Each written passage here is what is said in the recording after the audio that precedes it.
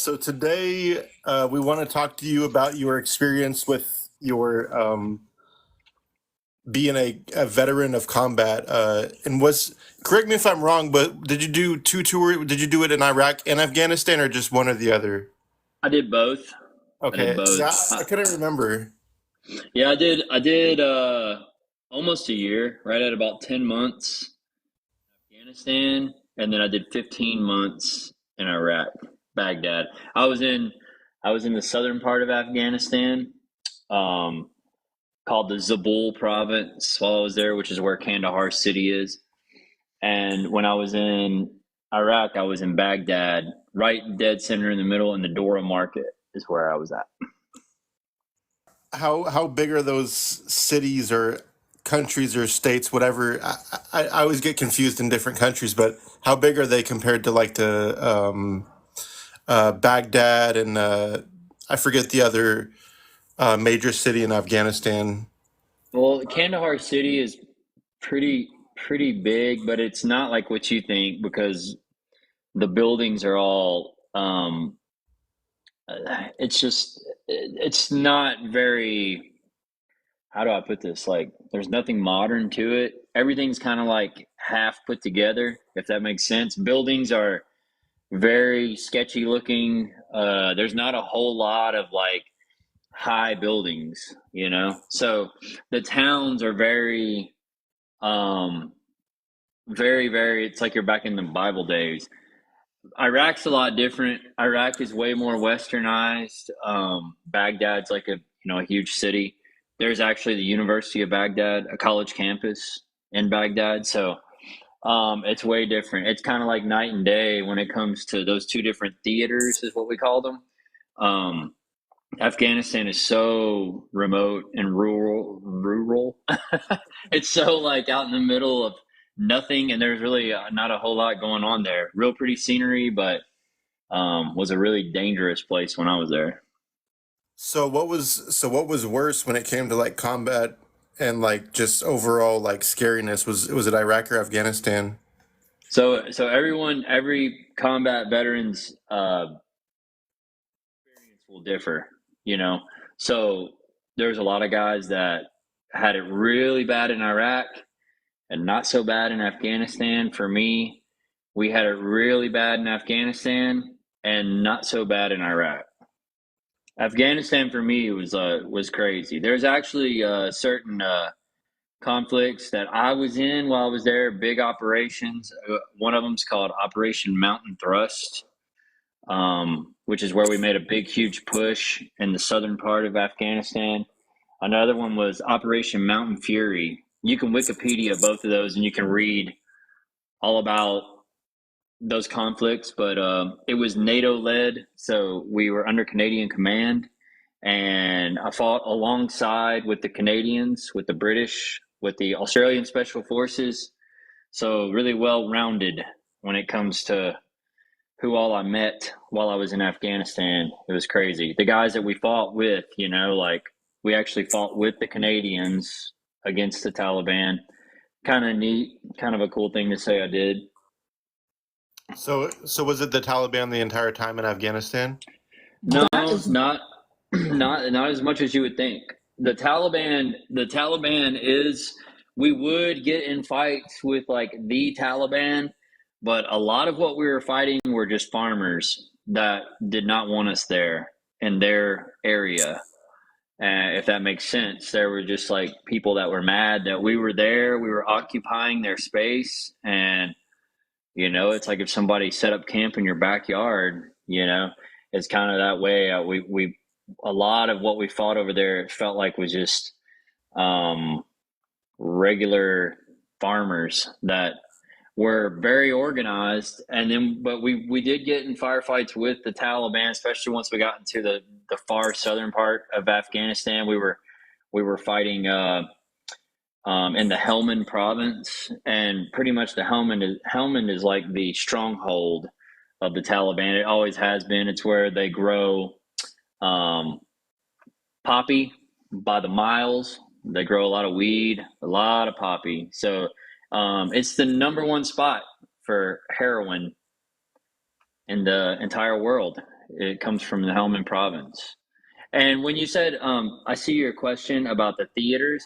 So they call when you do a deployment, they call that like a theater. So the Iraqi theater is like an Iraqi deployment. And then Afghanistan's Afghanistan theater. So when you hear people say I did both theaters, then that's what they're speaking of. I think that probably came around. I don't know this at all, but I would assume that probably came around during World War II when you had so much fighting going on in Europe and you were trying to explain different theaters, different areas of operations that were going on. I'm sure that's probably where that word came from, but I have no idea, to be honest.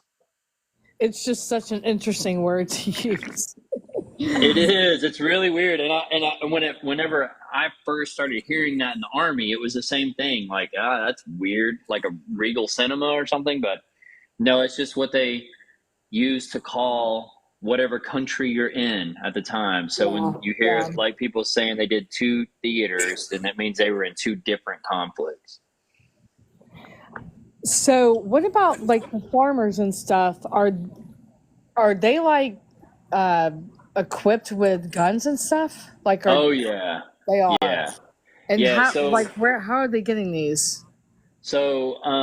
Well, most of when you fight the Taliban, most of the weapons that you'll find are like when you actually come up on people you've killed. Most of what you see is either Russian made or Chinese made. Um, the Russian, I think that a lot of it came from, when Russia invaded Afghanistan back in don't quote me on this, maybe the 70s, I think.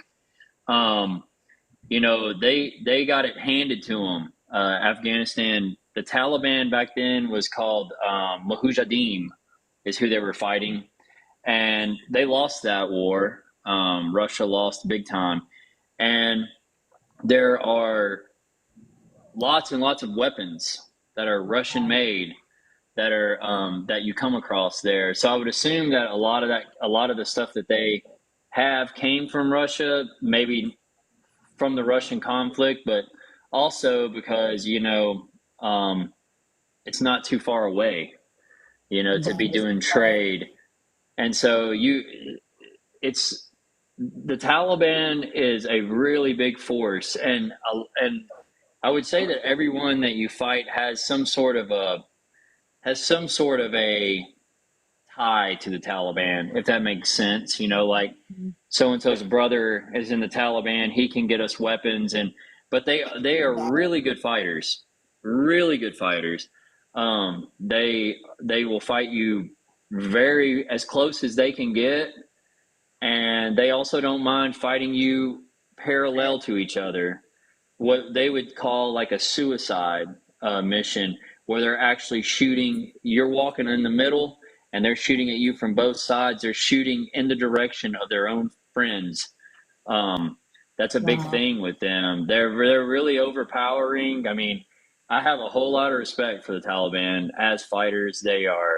Um, they're no joke. Well, That's for sure.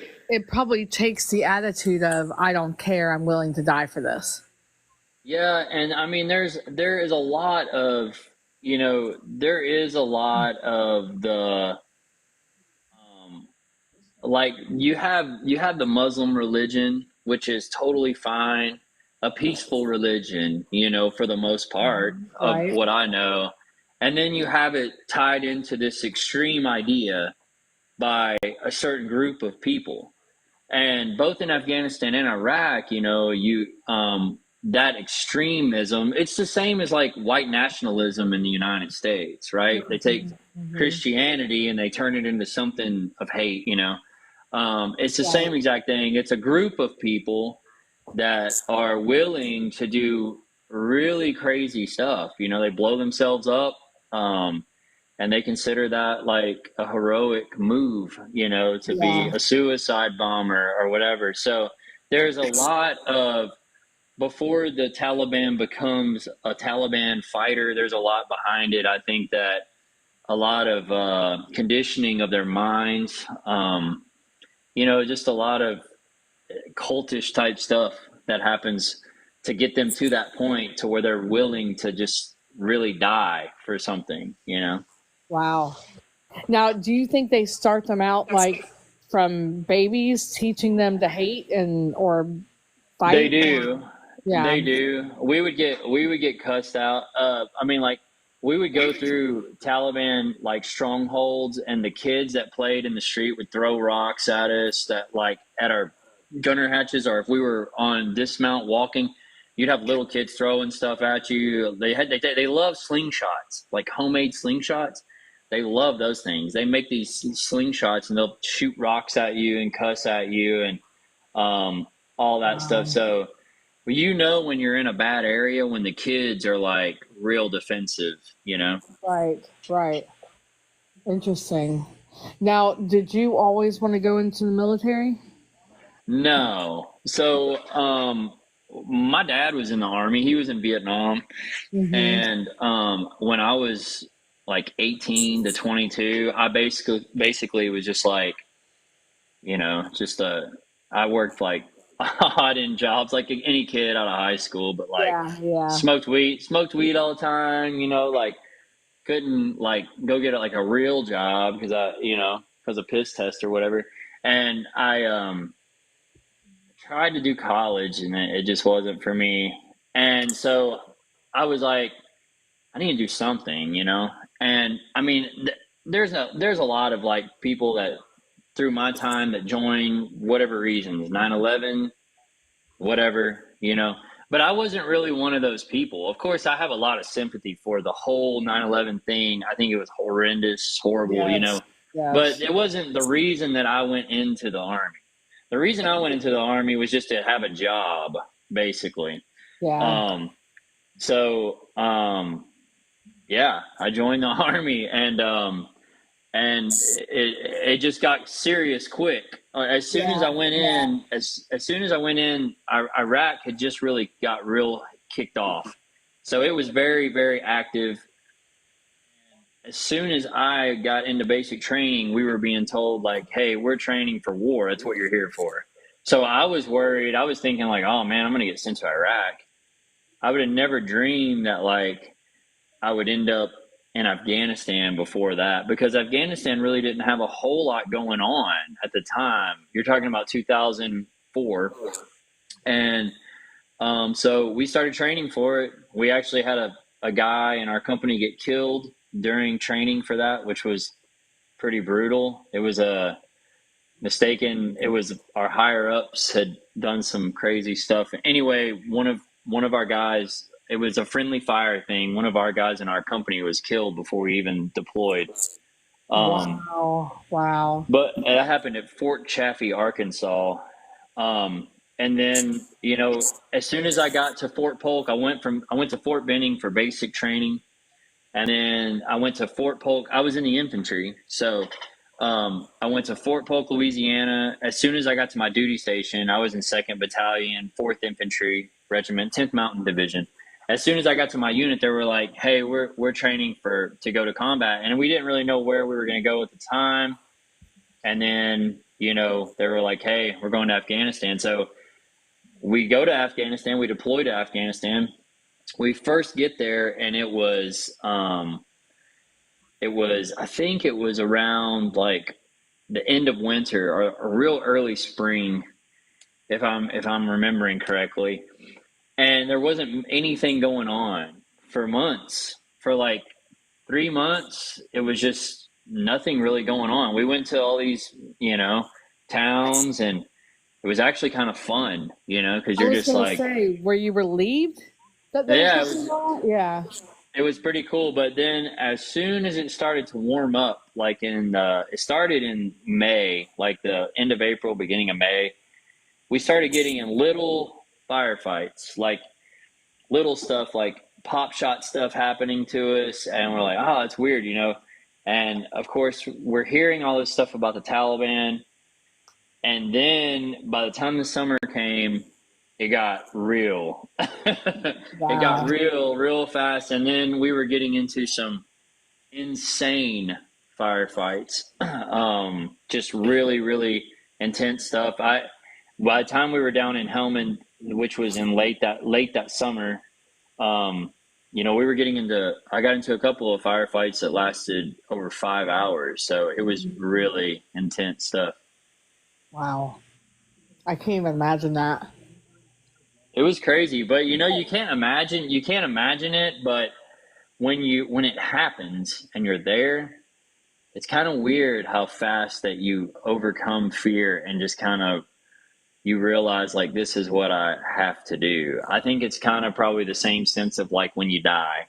When you Yeah. die, there's all this leading up to, oh my God, I'm going to die one day. I'm going to die. I'm going to die one day. And then when that day comes, when people die, most of the time it's pretty peaceful if they die a normal death, Yeah. Yeah. So I think it's kind of that same kind of mentality. I was gonna say I'm a cancer survivor, and I feel like that was my choice. This is what I have to do. I have no other choice. Yeah, and It's either like stay and fight or just lay down. yeah, for sure. And it's crazy because I got out of the Army and then I ended up getting into an apprenticeship. I became a union pipe fitter, and just this last year, I got diagnosed with a blood cancer. It's a chronic lymphocytic leukemia, which is it's not it's not like now they've almost got it to, I mean, people do still die from it, but it's very slow, and it's very well treated with a lot of the newer treatments they have. Luckily, Yeah. I haven't had to do any treatment or anything, but it's kind of that same way. You kind of feel backed into a corner. So Yeah. since then, I've made huge lifestyle changes. I eat really clean. I work out. I go to the gym. I run 3 days a week. So I really have focused a lot on my health, and it's kind of almost that same mentality of like fighting. Yeah. You Yeah. just never lose it, really. No. Yeah. It's you either have it or you don't. That is very correct, because there's a lot of people that don't go that route, and they just say I'm doomed and kind Yeah. of lay down. But Absolutely. I could never be that way. I got to No. do something. That was not in my nature as well. So. And So congratulations to you for being a survivor. That's great. That's awesome. thanks. Same to you. 4-time. Don't let her Yeah. fool you. It's 4 times. Wow, that's incredible. I'll send you a TikTok. Sweet, awesome, I'll send you the TikTok on it. awesome. Yeah. Make sure it's the one where you're yelling at people. I know. I had a TikTok go viral, and I was yelling at somebody, and I didn't mean for it to happen this way, but that's just how it happened. So That's hilarious. yeah. So what are your parents and siblings and people think? So my parents were super, super supportive of me. Even when I joined the Army, they were supportive of me. My dad didn't like the whole idea because he was in Vietnam. I came home, I got married, I have 2 kids, and my wife is extremely supportive, but I have weird days. I mean, I take medicines that I get from the VA, but I mean, I do have a substantial amount of like post-traumatic stress. Yeah. And it really, it's the worst if I'm like hungry or tired or sleepy. Like if I'm really, really tired, then it might make me like have like, bad dreams and stuff like about certain things that happen. Which is something that I've just learned to kind of deal with that over time. But no, it's weird. I mean, it changes the whole the whole thing of combat. It takes a family to really help be supportive, Yeah. to like get you through some hard times, because it changes your chemistry in your brain, like just living through that much combat and having that continuous fight or flight feeling. There's no way that a movie can really portray what it's like when you're really in an intense situation. because everyone has that same look on their face, like we're gonna die, you know. And even though you're tough, you're pushing through what's the objective of what's so hard to get through, it doesn't change the fact that you're going through it together, you know. So it's a scary thing, and you get so used to that group of guys that you rely on for your safety, Yeah. that the minute you get out of the Army and that's taken away, it makes you feel like you've been stripped of clothing. It makes you feel really uncomfortable because you don't have the people that have always made you feel like everything was all right. And it's something, that relationship you have with those guys is something that a spouse, that a parent, that a sibling, no one could ever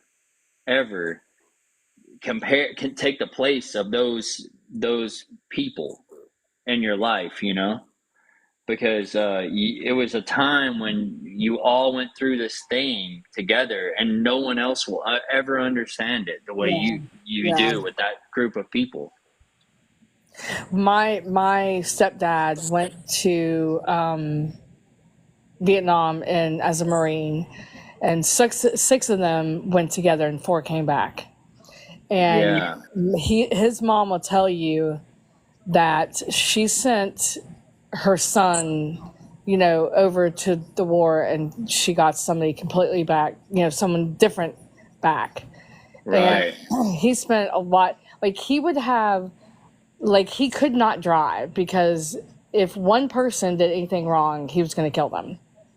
Right. But Yeah, that's when it crazy. came to the bigger things, like let's say with my cancer, he was completely controlled and he could deal with the big things. He could not deal with the small things. Yeah, that makes sense. I mean, that totally makes a lot of sense. You know, I have been down the same rabbit holes of, you know, feeling like anxiety, depression over small things, you know. And a Yeah. lot of it has to do with just, I think when you come home from combat, it's real hard to ever be comfortable again. You always feel out of place in a weird way. That it's like, I don't know, it's like you just, it's hard to explain that, like, you, when you were over there, what you found as like it's really hard to explain. The Yeah. Yeah. what you found is like what kept you together was the chaos, you know?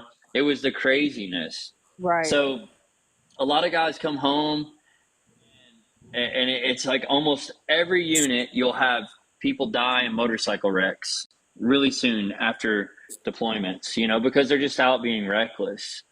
People getting really drunk and doing stupid stuff. Um, it's like you've still that, like that high from all that time, which you wouldn't ever think that that's like a high, but it really is. You know, that fight or flight is like, it's like something you could never imagine. That real feeling of like, you know, there's someone with a gun that's shooting it, trying to kill me. That feeling when it sinks in, like that's what's going on, it's something that you could just cannot explain it, and you can never understand it until it happens to you. Yeah. You know, it's such a crazy thing. So when you come home, it's almost that whole mindset is what I totally get. That the little things drive you nuts, make you feel crazy. The bigger things, you're used to having control in the bigger things. You're used to being able to get over or conquer the bigger things. It's the small things that like will set you off. Right. And if I'm being super honest, I feel like that's me too. I mean, I It can definitely be, have, yeah. yeah, I definitely have. I mean, you know, nothing like that, but I think that, you know, having been through this so much, it's like, you know, I went through this whole experience for a very, very, very long time. And so it's caused me trauma. Yeah, for sure. That 100%. I totally understand that. I feel the same way. Every time I go get my labs done, I have anxiety about Oh, going it's and just getting terrible. It's my terrible. blood drawn. I'm worried about what they're gonna say. All my labs will come Yeah. back good, and one number's off a little bit, and then I'll be harassing Oh, my doctor, and they're yes. like, you're totally fine, you know. Yeah. But it's Yeah. that like you constantly need that reassurance that everything's all right. And you know, I've known Andrew for a long time because I collect a lot of true crime stuff, and uh, I think that's one reason why I've really always liked. I like true crime stuff from like very early on. When I got into the Army, I started getting into it really when I was like, when it was like 2007, somewhere around there, 2006. Hmm. And I think a lot of it, I have a whole bunch of it, and I think a lot of I like being surrounded by some of the craziness of things. So like I kind of find peace in that in a weird way. It makes me feel like I have control over something. You are And not I don't alone. Yeah, and you're not. I don't understand I don't really understand that, or I don't understand how to explain it. But like having like Gacy paintings on the wall, it makes me feel like I have some amount of control over like insanity, you know? So I talk all the time because most every girlfriend I have is into true crime. I mean, it's just the way it is, and I often wonder why that is. Like, yeah. what makes us feel comfortable? Is it control? Like we're watching ideas of how to get out of things. I mean, I just don't know. I don't know. I don't know. I feel like, you know, also looking at like a true crime piece, I feel like you're staring something in the eye in a certain way, whether it be you're reading like a weird letter that's done by, you know, some serial killer, or you're looking at their artwork. It feels like you're looking back into something that, you know, is awful. And Yeah, so something you're um not. right. And so I feel a little bit of comfort in that. And I don't really understand that. But I do think that a lot of the reasoning that I have always been into that hobby kind of spawns into that whole idea of like combat and the craziness of it all, and like Mhm. making it out on the other side. There's kind of like a whole story to all that, you know? Wow. Are you in therapy? Yeah. Oh yeah. Okay. I have a therapist that I talk to on minimum every 3 months. And I've been seeing her since 2017. So when I first got home, I used to have a lot of problems. I mean, drinking being one of them. For a long time. I quit that 4 years ago, but Congratulations. thank you. But I had a lot of issues that I never did sort out. I just kind of put them in the back of my brain until it was like driving my wife nuts, and she was like, "You got to go see somebody." So I went to the VA, and I ended up with a awesome um, therapist, and I still see her, you know, to this day. Yeah. Wow.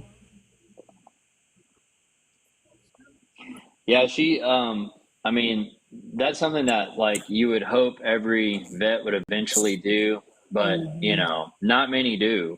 Every Um, person needs to do it. Every person needs to do it. right. I agree. I mean, you got to be able to sort through some things, you know, sometimes, and you can't always do that on your own. So it Right. took me a while to understand that, but Um, you know, and also, I mean, I'm a firm believer in medicines when you need them, because, I mean, I Hmm. started taking like sertraline. I didn't never want to do that. I was like, I'm not a fan of any of that. But you know, if it like enriches my quality of life, then of course it's, you know, it's a no brainer. Right. I'm a fan. I'm a fan of it. I mean, I think what's worse, you know, a vet being medicated on whatever, or a vet committing suicide. And since I've been home, since I've been out of the army, it's been an astronomical amount of people that Yeah. I served with that have died from suicide or drug overdoses. I mean, it's astronomical. Okay. If I were to tell you all of these people, I think that the last time, I know we're like past 35 to 40 now of guys I served with, and every year, keeping up on social media, you see it more. every year there's at least, two or three guys that I knew that have committed suicide. So if it's medical weed, if it's, whatever antidepressants, if it's whatever, can help a vet, it's way better than them being homeless or, worse, killing themselves or hurting someone else, Right. So I'm all for it, as far as, whatever Do someone you needs. do you do advocacy work? No, I don't. I got into painting. I do a lot of oil paintings, and Yeah. I have done some things veteran related to that. But you know, it's one of those things like I did it, and I will tell you straight up that what we did, there was nothing badass about it. So like, all the war movies you see and stuff that it makes these guys just look so heroic. There was nothing like that with what I did. I got into a lot of stuff, and we did a lot of crazy stuff. I mean, we got into crazy firefights. Um, we called for fire and had we would have planes drop bombs on areas we needed it dropped, and we did a lot of badass stuff. But it was just a lot of normal dudes, and that's one thing that is a Yeah. big, huge misconception about the Army or the Marines is that it's all these dudes that grew up like jocks, and then Yeah. they No. get out and they go towards this big macho. I'm going to be macho. I'm going to combat, which you do have that. You got people from everywhere of all different walks of life. But the average guy that goes in there is exactly like me. Like they grew up and they didn't make good grades in school. They were stoners or whatever. Yep. And then it's just like something that they did to just try to do something, and they want to get out of their small town, or they want to get out of wherever they're from. That's the easiest way to do it. Join the military. You'll go all over the world, and that's the biggest number of veterans, especially in combat arms. It's different when it gets to like Navy, Air Force. A lot of those people, they go in, they get really good educations, they get out and they carry it into the real world. But most of your guys that are like infantry guys, they're just everyday dudes. They're the guy that you knew in high school that was like a skateboarding stoner that just needed a job and wanted to leave, little town Nebraska or whatever. So that's what they did. So I've always thought that it's funny, like the misconception of like how military guys are. It's hilarious because when we were in, we all talked about how bad we missed it back at home. Like this sucks. No Yeah. one was out there like, let's go do this. It was all like, God, this sucks. I'll be glad when this shit's over. So um, that is one of the funniest parts of like the misconception of movies and stuff you see. Those guys aren't really like the real military, the real guys that are out there. They're just average dudes. Yeah. Yeah. It makes sense because most of my family is some type of military, so and they're all just regular dudes. Like I don't know what to do, so I'm gonna do this. Yeah, it's the way it is, man. I mean, it really the military, especially combat arms, it really, really targets middle class, lower middle class, and poverty level people. I mean, that's really like they give you the golden offer. You know what I mean? I mean, if you're just like, say you're like a lower middle class kid, and they say, well, not only we need guys right now, so we'll give you a sign on bonus too. So if you come in, we'll go ahead and give you 10 grand up front. To some kid that's like never had anything, that's like, you might as well say you're giving them $1 million. Yeah. So that's really, I mean, it's appealing. It's appealing if didn't come up from some wealthy background. Wow. Hmm. Anybody got any questions? Tell us about the craziest firefight that you were in either Afghanistan or Iraq. The craziest, so Yeah. I had two craziest days you would say. And a lot of times, like in therapy, I've been asked this before, like, what was your best day? What was your worst day? What was your best day in Iraq? What was your worst day? What was your best day in Afghanistan? Worst day, I don't remember best days because the days were so monotonous. It was literally like Groundhog Day. Every single day, it seemed like. I mean, the scenery changed, things changed, but the mission never changed. We were always out to get someone. Um, we were chasing down bad guys, is what we were doing. But when I was in Afghanistan, we ended up. I told you we'd gone to the Helmand province, so I patrolled mostly in an area called Kalat, and I was in a small town called Shajoy for a good portion of my time over there. We took over an abandoned school and made it our own little camp, and we patrolled out of there. So we would go, sometimes a couple of weeks or more without a shower, almost a month when we were down in Helmand, where you didn't have to take a shower for a month, almost a month. It was like 20 something days, because we were out in the middle of nowhere and we were just living out of Humvees.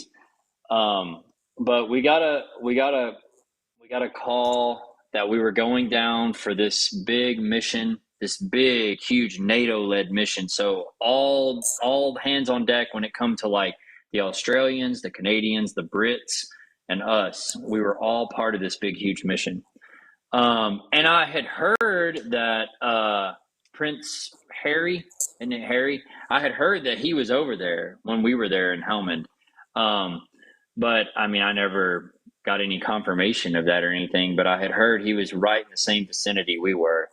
But we went down there, and we were supposed to be not the main effort. We were supposed to just be covering, being like outer perimeter security for the Afghan army and the Afghan police, because we were trying to get their military, their police, and their army up to par to be able to take care of themselves, govern themselves. But the problem is they had no spines whatsoever, like no guts, because Taliban like rules the country.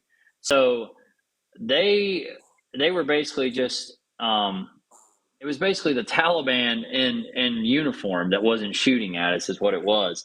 So it was like a 2.5 hour drive from Kalat down to Helmand where we were going.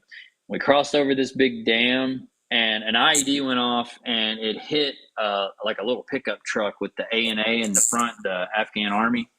And when it did, I was way in the back of the convoy, but it held us up. They have IEDs that they're dealing with. And apparently, I guess, like a truck of them blew up or something. And then all of a sudden, all of the ANA and the AMP turned around and left. They were leaving. They were like completely leaving us. And so it turned into, well, now it's just us. And my company was there, which was 4 platoons. I think us and one other platoon, I was in a 4th platoon. We were kind of like the main push in the front.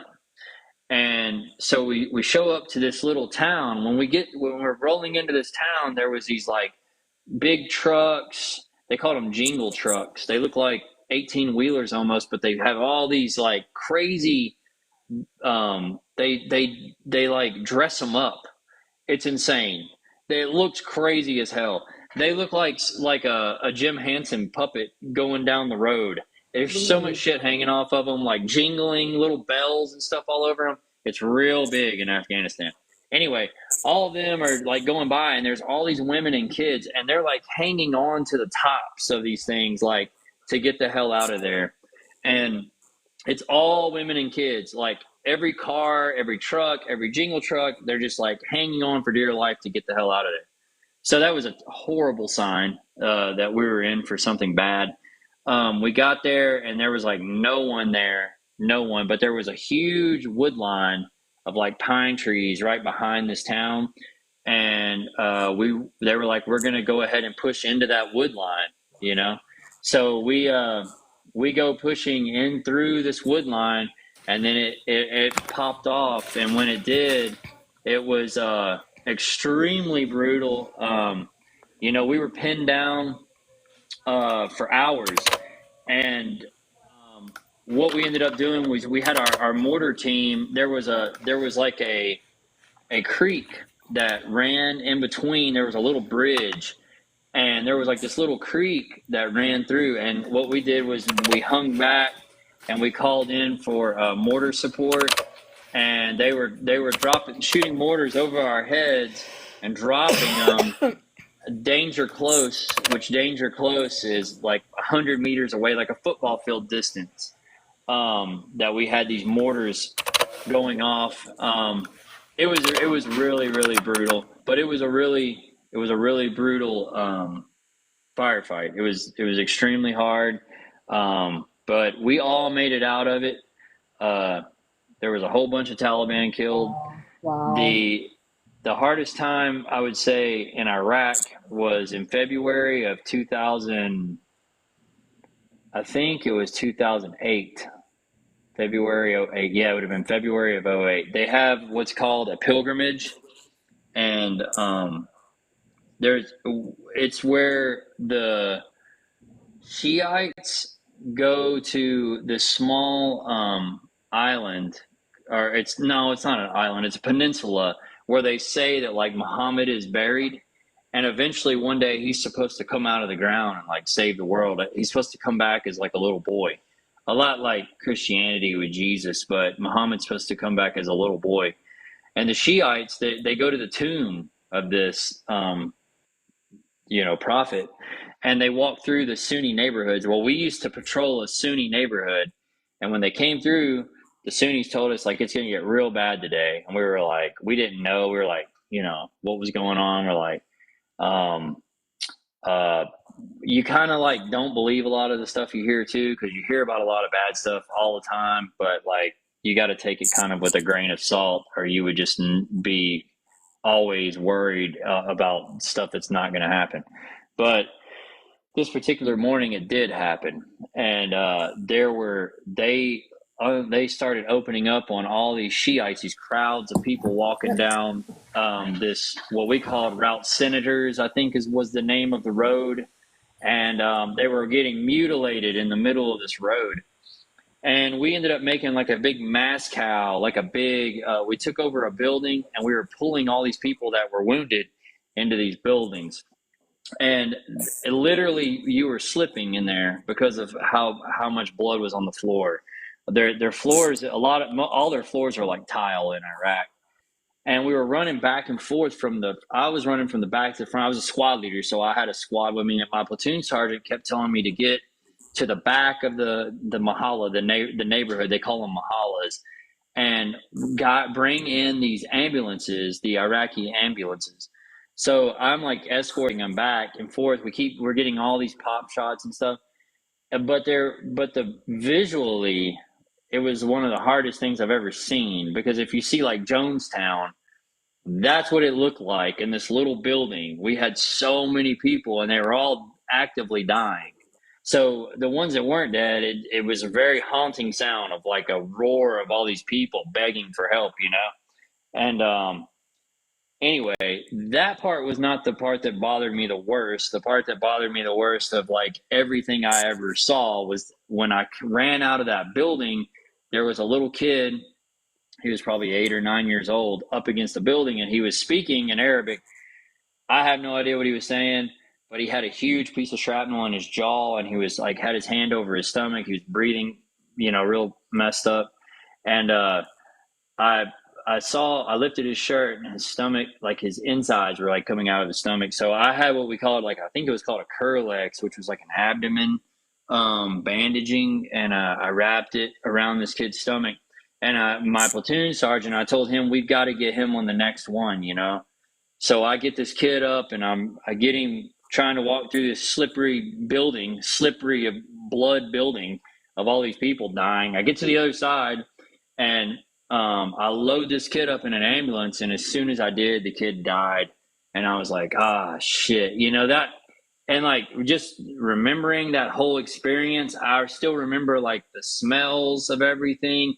There's things that there's things that will set that off, if I smell like certain smells, or if I see something that like will like target that memory, you know, that's one of the worst things of memory. And one of the worst things that I have that's like a reoccurring event in my mind of, you know, and it would just suck so bad because I was like, man, you know, I mean, I wish I could have saved the dude. And, but you know, that's war, dude. I mean, it's, it's crazy. You see everything. There's no rules when it comes to it. So, you know, the kids you see, it's that get wounded or killed. It's brutal. You know, and like in Afghanistan when we got there, you see a lot of like we used to call it Man Love Thursday, where I know that sounds horrible, but like every Thursday, there's all these guys, and you're never allowed to see a woman. A woman's never allowed in public, like ever.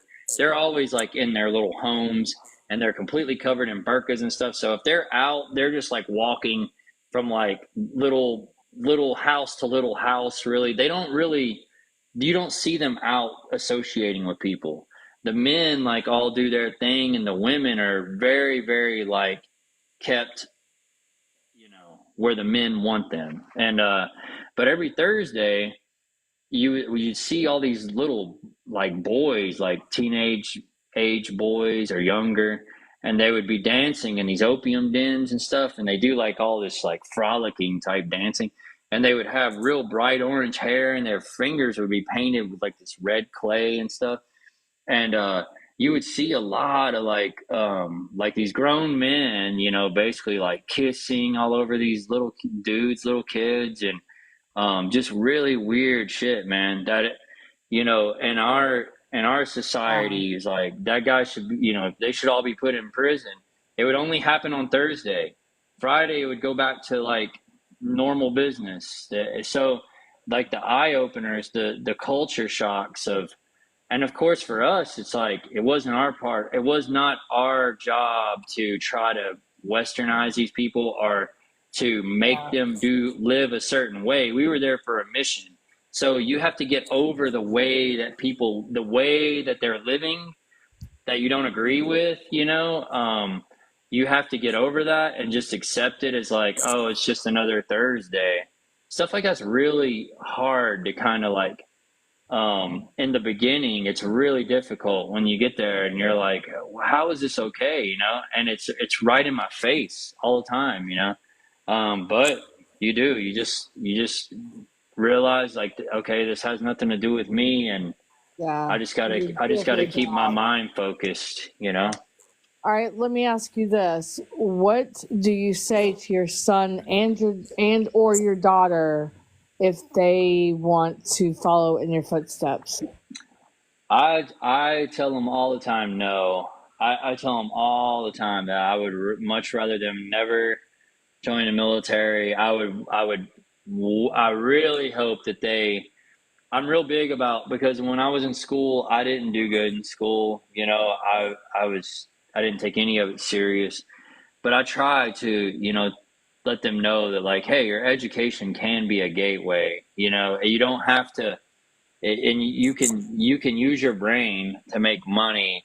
You don't have to feel like, oh, I've got to do this or I've got to run Yeah. away to try to figure things out for myself, which that sounds kind of like a boring approach if you're into like adventure and like I want to see the world. Then, you know, I don't really know how much you can hold back on that, but Well, but I also, don't. I told my niece and nephew, get a job and then go see the world. Exactly. Exactly. And so I just hope that my kids, you know, do way better than I did, which we Yeah. didn't do bad. We did good, but Yeah. we've worked my wife and I have worked our asses off for everything we have. So, Yeah. I mean, we didn't do bad, but we didn't have anything handed to us, you know? So, yeah, I really would hope that my kids, but, you know, at the same time, you know, you got to have kids to do it, you know? I just don't want it to be mine, Yeah. you Yeah. know? Yeah. So that's kind of a selfish approach. And, you know, it's funny because I am like the most non judgmental person when it comes to all of that. I have nothing against any. Afghan people or Iraqi people, it's, you might have vets that are like, oh, screw those people, that's the enemy or whatever. I don't see anything that way. I looked at it like I was there. The average person is still a person. They're still a human, and human beings are human beings, and you can't judge like a whole entire people off of like a certain group. That's like saying that white nationalism represents every Caucasian person in America. That's not true whatsoever. None, not even, in the smallest sense. And you ask anyone that's a Caucasian American that is a normal person, they'd be like, oh, yeah, fuck those guys. That's shit's crazy. That's a bunch of craziness, and our world doesn't need that. So that's the same way like Al Qaeda and Taliban, they were just an organization that were doing all this crazy, messed up stuff. And I feel like what we did in Afghanistan was very needed for the people, because it did get a lot better while we were there for the actual people that lived there. Because the Taliban, they used to stronghold, like they would take over a village and be like, it's either you agree with us or you're against us, and so they were killing a lot of their own people, which now it's crazy because they run Afghanistan now, and they say that they're civil, or whatever, and that, like, I mean, they've actually tried to do like, I think Trump met with them when he was in office, and then I know that after we made our crazy exit or whatever from Afghanistan, that they've had talks about wanting to get like in with the United Nations or whatever. So hopefully they do have some people that are like trying to govern that place and not do it in some insane, crazy way, because the idea of the Taliban is like they were definitely the big bully, you know what I mean? So they went around and told people, hey, you're either with us or we'll kill you, we'll kill your family. And so a lot of the boys and stuff that fought with the Taliban, I really think was out of fear, because they were scared. They didn't want their families to be victims of something because they were cowards to not go fight. So I think that hopefully the Iraqi people are doing okay. I don't keep up with the news. I haven't kept up with any of that stuff since I left. So it's like I don't even think about it. I had a really good friend that I made that was Iraqi when I was in Iraq, and he was awesome. He helped our platoon so much, and we actually like cried when we left. He bawled like a baby, but it was hard on us too, because he was such a cool dude to us. And when we left, I was like, man, I really hope that he can do all right. He had a son while we were there. He had a baby, and he named his baby after my platoon sergeant. So there's a little Iraqi kid somewhere in Baghdad, Iraq, that's about 15 years old, 16 years old now, and his name is Joel, which is funny. So it's pretty crazy.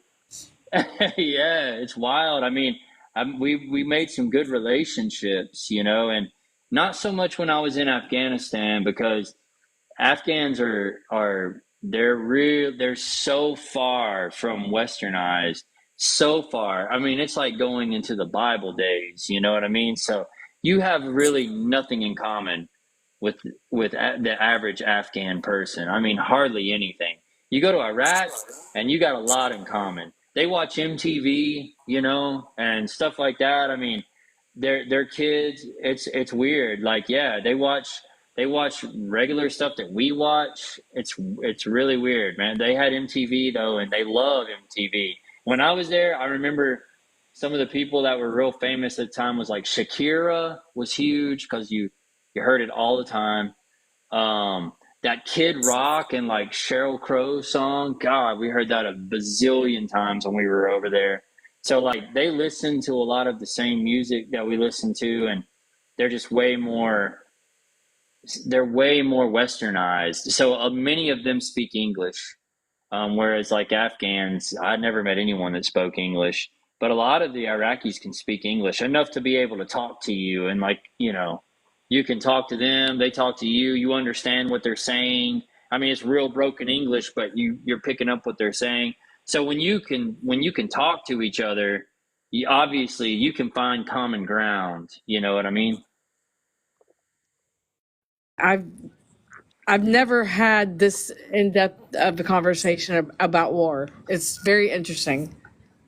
Well, I'm like a easy person to talk to about it because I've gone through tons of like, like I said, like with my therapist, I've talked myself through a lot of stuff, and I don't really mind talking about it. There's one thing that I think really makes it where it's easier for me to talk than it is for, because don't get me wrong, there are so many other vets that had it so much harder than me. Um, I went through a lot. I went through a lot. And my platoon, my company, my battalion, we went through a lot. We lost two guys while we were over there.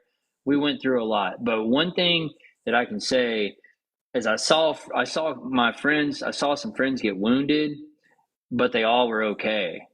And I think that makes a huge difference. I feel like if I would have seen a friend die in front of me, I think that it would have added a whole nother layer of like trauma. And since I didn't go through that, I think it's made it where, it's easier for me to discuss things. I mean, and a lot of it's because I just have to kind of like, you just got to kind of look at it like I can't be judgmental of myself or anyone else that has gone over there and done anything because we were just doing a job. You know what I mean? So, um, I mean, I don't really know what else to really, how I can say that without it sounding, really weird, but it's a little easier for me to talk about it because I feel like, I came back with all the guys I went with, and that to me that was huge.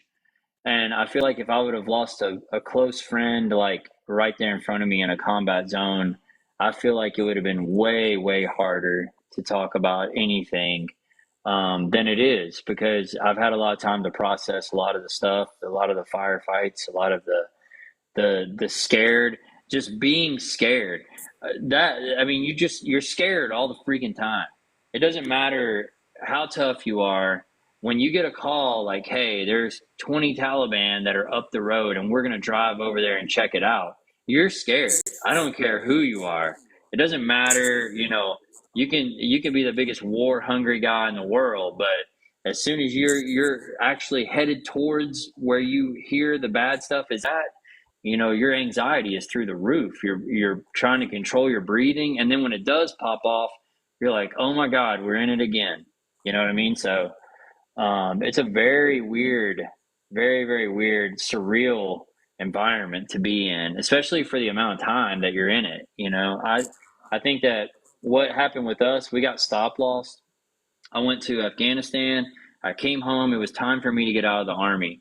I was already starting to process because I was like, I'm done with this. I'm not doing. I'm going home. I signed up for 3 years and 16 weeks, and I had done that time, and it was time for me to get out. And then I got a call that, hey, we got bad news, but we're stop loss. And I'm like, what the hell is that? And they're like, you're not going to be able to get out and we're going to Iraq. And then I'm like, what? So I had to go through another almost year of training. And then I deployed for 15 months. And then I came home and they wouldn't let me out of the army for another 4 months because of like evaluations and stuff that they do with you before they let you go. So it was like really crappy. I was like supposed to come home. I did, they cut that off. And then I got sent back over this time for 15 months. So it was crazy. I had no idea they could do that. Yeah, it was crazy. And so like they stopped that soon after. And I think there's a lot to say about the amount of suicides that my unit has had and amount of like overdoses and stuff. I think a lot of guys that second tour, it really like broke some broke some like I don't know, broke toothpicks loose in their mind. You know what I mean? It just made them be like, just give up. on things. I really do feel like that plays a part in that. That coming home and then getting stop loss and then being sent right back over. We had no break in between. Now they don't do that anymore. They took it away like as soon as we were getting home. They had stopped, so there wasn't a whole lot of units that happened to, but mine was one of them. And now it's funny. You go on if you go on a post, like I was at Fort Campbell not way too long ago. I went by Fort. I was up in Clarksville, Tennessee, visiting with a friend of mine, and we went up on post in Clarksville at Fort Campbell, and you walk around post, and all of the senior like non-commissioned officers and stuff. There's not a whole lot of them that have combat badges anymore, combat patches or CIB, which is the combat infantryman's badge. We all had those. Like right away, we were all like combat vets really quick as soon as we kind of got in. And so like now, it's crazy. Like combat vets are kind of rare again. We're kind of like that. We're kind of like the newer era of Vietnam vets, you know. But two tour combat vets from our time is like really, really like doing both theaters, two tours. I mean, two tours, one each of both theaters is really a rare thing to say that you were a part of. That I did both Afghanistan and Iraq as an infantryman. I mean, all the kids that are in the Army now that are young, like, you know, they all are staying stateside pretty much now. There's not a whole lot of conflict going on at the moment, I don't think. I mean, there's always something going on, but a lot of those guys, they would love to have that story, you know, like, oh, I'm a two-time combat vet, you know, they like dream of that, but they say that until they're in it, you know, because I was the same way. I was like, I'm looking forward to combat. And then once I got there and I realized how bad it sucks, I was like, this is crappy as hell. You know, I'm ready to get the hell out of here. And then you got all these months that you got to live through first, you know? So it's crazy. It's a crapshoot every time that you walk out of the wire, you know? There's no way I could have done that. Well, I mean, yeah, I mean, and I respect that. You know, most people are like, yeah, you know, there's no way I would have done that, you know. And honestly, if you knew me growing up, you would have said the same thing. You would have been like, there is no way that Adam went and did all that, you know. But I just did, you know, and probably a lot of it's because I didn't even really think about what I was doing whenever I signed up for it. You know what I mean? I was only 22. I was a little bit older to join the Army, but I was still super young and like, I don't know. I mean, I was everything but like a jock or anything like that. You know what I mean? So it was funny. It's funny, like to even for people that know me to even you know think that I did all that because that's just so like not how I am. I've always been into like underground hip hop, metal, you know, like rock. I mean, I've just kind of been just like everything opposite of like the idea of like, you know, soldier being deployed, but I did it. And I still keep up with some friends. I'm going to visit one of my friends in Denver this next month. We're going to go hike up in the Rockies. So I still keep up with some Army buddies, not a bunch of them, but I do still keep up with the ones that were like, you know, near and dear to my heart. Like, do your families get together or do you just meet in places? No, you know, I've had friends come in and stay at my place, and I actually ran a half marathon back in April. And one of my Army buddies, he came down and ran the half marathon with me. We met up in Kentucky at the Kentucky Derby half marathon. They had the half marathon and the full marathon. We did the half, but it was you run through Churchill Downs, like where the horses are actually at. It was pretty dope, but you know, I try to do stuff like that. I mean, my family, my wife and kids have met several of my good Army friends when they've been in town. It's an open door to any of them, even the ones that I haven't kept up with. You know that they're more than welcome to come to my house at any time. And so, that will always be on the table. They're always more than welcome, because it's like I said, those are guys that like I went through stuff with that I could never explain to my family, or I could explain it as vivid as I can, like I try to do with y'all. But you know, no matter how much I explain it, they could never get the full grasp of like what that was like. And those guys, they're the only ones that understand. And for me, when I hear ones like down on their luck or whatever, it sucks. I hate to hear that, because I really do feel like, those guys are like family to me. I feel the same way about cancer. Yeah, for sure. No doubt. I get it. I If you've get it never, for sure. especially someone, with tongue cancer, like the first time I had it, no one else on earth had it. Right. Yeah, that Except is Eddie Van brutal. Halen had it. Eddie Van Halen had it. But I'm like, I can't talk to him. So there was like literally no one to talk to. Yeah, that freaking sucks. Yeah. I'm glad that you're doing good. That's freaking Right. amazing. Keep it Which up. is That's awesome. yeah, which is why I make sure that, no one's alone. Hell yeah. Whatever I can do to help you not be alone and not be in the position I was in, that's what I'm willing to do. Yeah, that's awesome. That's good to hear. I mean, that's good people, and that's really what, I think that also, like, combat, I think it made me a better person, really. And Yeah. the grand scheme of things, I don't worry about dumb stuff. Like I mean, I make sure that our bills get paid. My wife, she does awesome. She works, and I just try to make sure that our bills get paid, and that my kids are taken care of. And beyond that, I don't really care about all the stuff that people care about. It's Yeah. funny, and I think being diagnosed with a blood disorder, that really kind of like cemented that into my, I just have this whole new perspective on life. I spend a lot more time with my kids. I took my son to the Weezer concert a couple nights ago, Nice. um, Nice. and so I just I try to be a good dad, be present, and I think that combat really helped me with all of that. I don't take things for granted, for sure. Yeah. Same.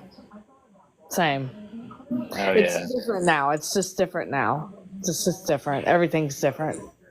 Yeah, it is. And what's more, the biggest thing of all that, I'm sure you understand this. It's the same in combat.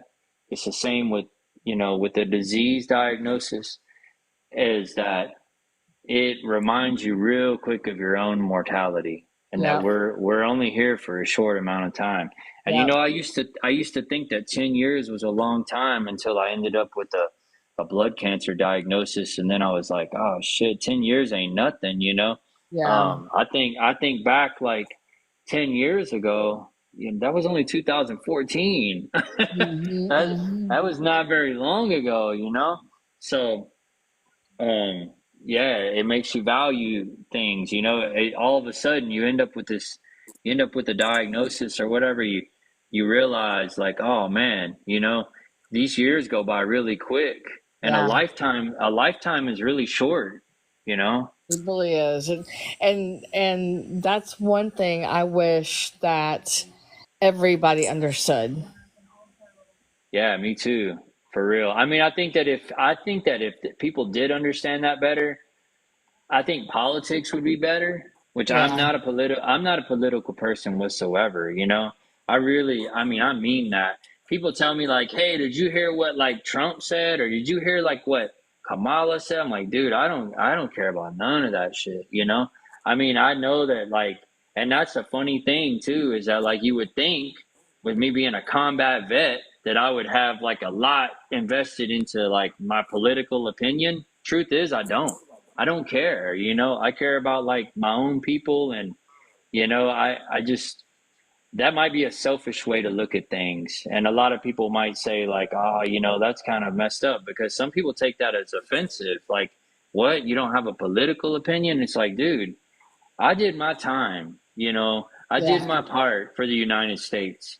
And what happens in the United States and everyone arguing about shit, like, that's not me. I don't care about that stuff, And it makes me feel kind of like an outsider, when I get around some people. And some people will kind of like fish for, like, what do you think about this topic or this or this? And it's like, dude, I really don't care about any of that. All I care about is like living life right now, because we're Yeah. not here for real long. I don't want to be all tore up over this stuff I have no control over. So, yeah, I mean, it's kind of like that whole, like, when, you watch the old war movies, like the Born on the 4th of July with Tom Cruise, where he's all like, comes home and he's this crazy dude that's just like insanely like wild, and this big, like, he ended up becoming a politician. That's based on a true story, but that's kind of like real when you get back. You don't care about anything like that, and I never have got over that. When I got out, I was like, peace out, Uncle Sam. And anything that has to do with Uncle Sam, I'm like, I ain't worried about that shit, I don't care about that. So it's kind of funny. I told you, I'm not like your everyday vet for sure. I feel like I'm a realist when and I believe in and I believe in saying, like, what I honestly believe about things. And the truth is, I just have a hard time caring about a lot of other things, because I went through a lot, at a young age. And I'm 42 now, and I hope to live, to at least in my 70s, hopefully 80s. I don't know, I hope to live a long time. And I feel like, if I stress myself out over all of the issues of the world, that would never happen. So I try to just turn the TV off, put more music on, watch less news, listen to more music, enjoy more art. Wow. I'm rethinking my life choices right now. Well, I don't want you to um, do all that. I just, I have my own, like my own little way of the way that I would never judge anyone because of something they believed no, I or they think you're didn't right. believe. You know I what I think mean? yeah, I think you're right though. I think that life is short and stress is, obviously not good for the body. But Oh yeah. I waffle between, like, I'm a huge advocate for women and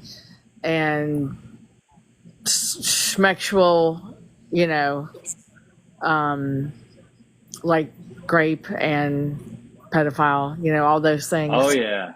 Like, Yeah. I And don't know what we can say on here. And so it's like I get so mad, like at the P Diddy's. Like I get oh so yeah. mad. Oh, that stuff is horrible. That's horrific shit, and I don't believe, I mean, I believe anything that has to do with like abuse of innocent people of any kind, women, kids, even men that like can't take up for themselves, all that stuff is just, it's just horrid, you know what I mean? And so, Yeah. I am, I'm it's crazy what the hell has happened, like what's Oh, going on in yeah. the Yeah. world, you know what I Yeah. mean? Yeah. uh I mean, it's like when the Me Too thing happened, and then you hear like so much shit coming out about Yeah. all these What's different really people. going It's like, on? Yeah. yeah, it's wild, Yes. so yeah, I know, I get it, I get what you're saying. I mean, you gotta have people like that, you gotta have advocates, you gotta always have people that are willing to take up for the people that can't take up Yeah. for themselves. Yeah. You know what I mean? So I respect that for sure. I respect, you know anyone across the board, like, people that are of that's one thing that was great about the army, is that I learned, one, that there's no such thing as races. And, like, for civilians in America that get so tore up over so much stuff, you know, it makes me miss the army life, because I was in there with everyone you could imagine. I served with, with the guys that were like only been in America for a couple of years from Haiti, Puerto Ricans, lots of white guys, black guys, Mexicans. I served with everyone, and we were all homeboys. All of us. We were just like, and I'm still great friends with all of those guys. I still keep up with them That's the only reason I still have social media. I used social media for a long time, collecting true crime stuff, but I really had no other reason to keep it when I kind of like backed off on, how much I was collecting, especially once I got like a weird had health things going on. And I was like, I didn't have any reason to keep social media, but those guys are the reason to keep it. And so when I got home and you're hearing about all this crazy stuff, with like the race, like so much weird racism stuff. I'd hear all this crazy stuff on the news, and then you go out in public and everything's like normal. Everyone's like normal. So it's like, man, I don't know. It's weird how things are, but Yes. it's so weird, because people get so tore up online and they go to Kroger and it's like everyone's shaking hands and being cool with each other. So I don't know, it's weird. But it taught me, the Army taught me a lot, and it taught me that that's the biggest thing, is that we're all humans, we're all people, and we all deserve to respect each other, from no matter what our religion, our background, Absolutely. our culture. So, 100% agree. So it's crazy that it's crazy that we still live in these times where like people are still fighting for those freedoms. It's insane. I don't know. And so the easiest thing for me to do is to just completely ignore everything that goes on around me. Now, can I say that's right or wrong? I don't know. It's probably not right, but to me, it's not wrong either. It helps me keep myself cool, and no matter what's going on in the news, I go out and I'm still cool with everybody. So, Well, I feel like you probably did your part. Now we're doing our part. It's just backwards. Yeah, I mean, I totally get that, and I respect that. I understand, I totally understand, and I respect everything that you do. So that's cool as hell, That's awesome. Amie, got any questions? Monica, do you have any questions? Piece of true crime stuff that you have? Oh, I got a lot of stuff. You can ask you can ask Andrew. I got a lot. It's hard for me to say like what's my favorite thing. I mean, I don't know. I like all different kinds of cases, but of course, when you talk to someone that's just like into true crime, people say like, "Oh, you got Gacy paintings? Oh, that's cool." Or but I like some of the cases that are harder to get, that are less known. I like, I've got some cool Bob Berdella stuff. I'm looking around right now. My stuff, I've got like Unabomber, Waco stuff. I have school work, like actual school work from the Waco compound before it was destroyed. I've got Gacy paintings. I got Manson string art, spiders made by Charles Manson, and Scorpion. So yeah, I've got a lot of stuff. I've been doing it for a long time. So there's all kinds of different stuff I'm into. That is so cool. Yeah, saw my old Gacy paintings too. I do. Yeah, I've done it. That's what I'm saying. I've known Andrew a long time, and we've always gotten along really well. The true crime community is kind of a weird community.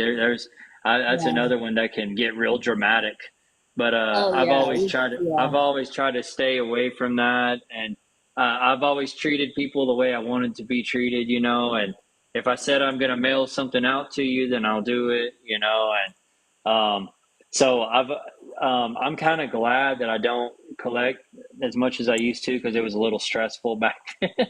But I have got a lot of cool stuff from all the years that I did collect.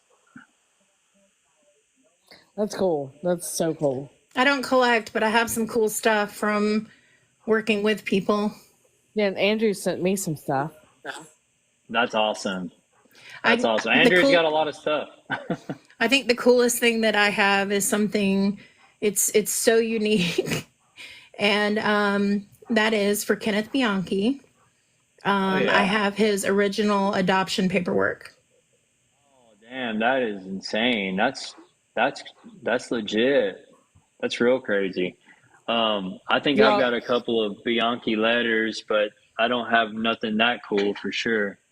do you know the Alec Murdoch case? Yeah, of course. Yeah.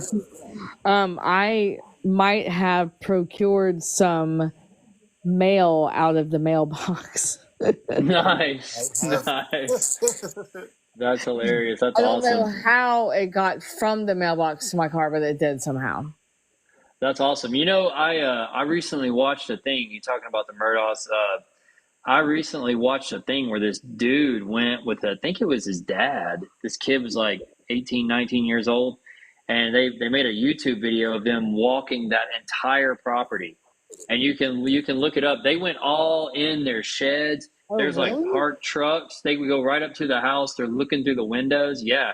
Yeah, see It that? was I was like, that's insane. That like that place is completely abandoned.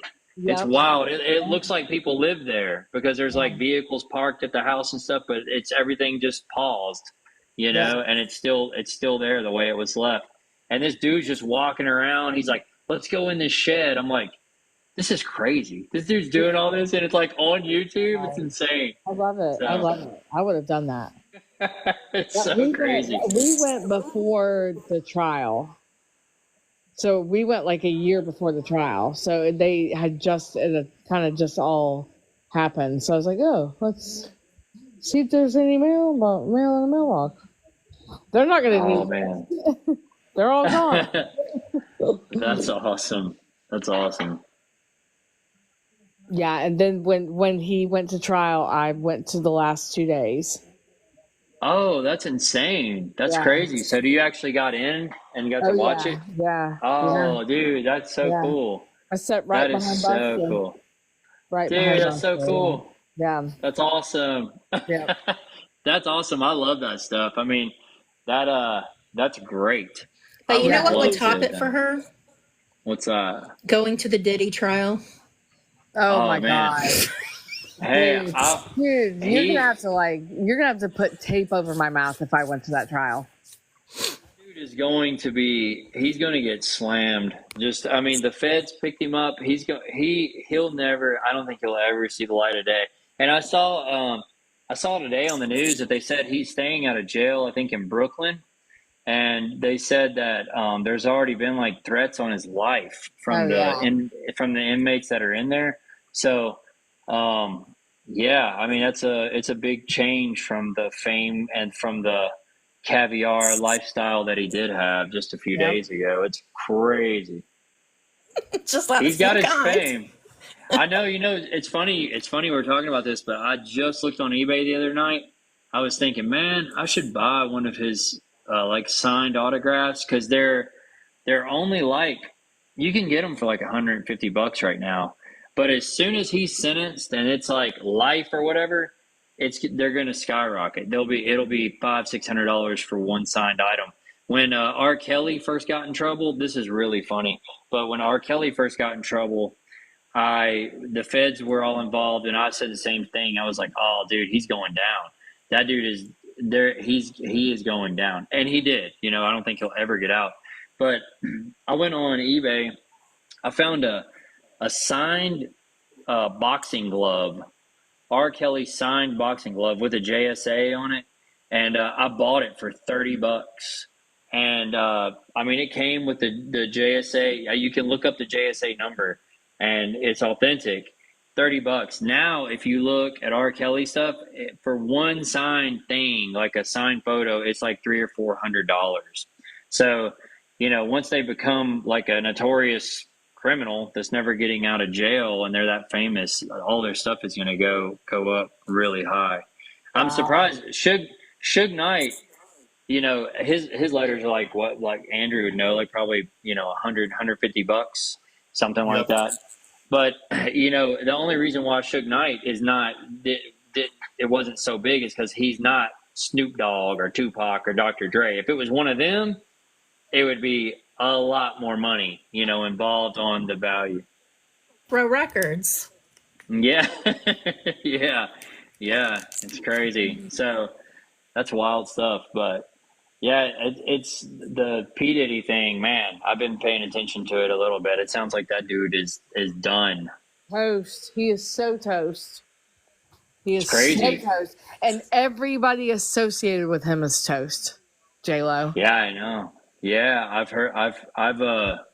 It's going to be insane how much will come out of that. I know Jay-Z and Beyonce are real good, Yeah. friends with Yeah. him, and so they're tied to how many people? I mean, everybody. So who knows how crazy it'll get? I know.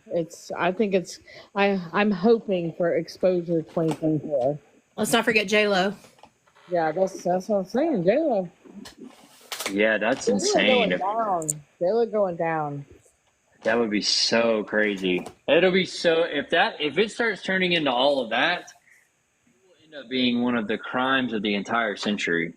If it turns into all of that, She had residue, GP residue on her hands. Oh man, yeah. Oh, that'd be so crazy. God, it'd be so crazy. Out. It's gonna be crazy. Big time rabbit holes. I'm really hoping. Grab some popcorn for it. Right. And I think we're gonna need a lot of popcorn. Because I think once it starts rolling, they're gonna roll on each other. Yeah, it's insane. Yeah, totally. It's insane.